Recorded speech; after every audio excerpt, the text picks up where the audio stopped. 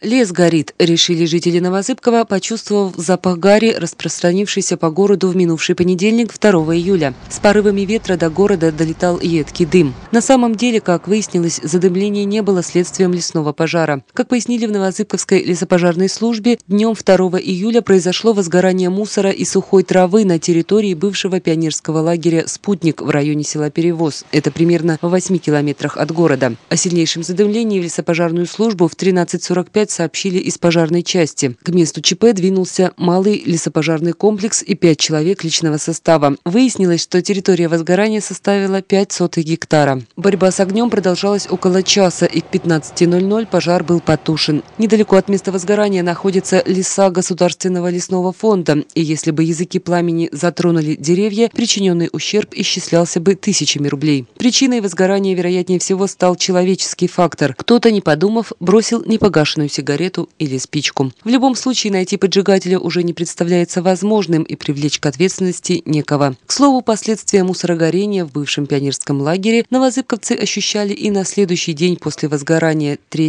июля. Светлана Бухарова, Дмитрий Масаров, Новозыбков.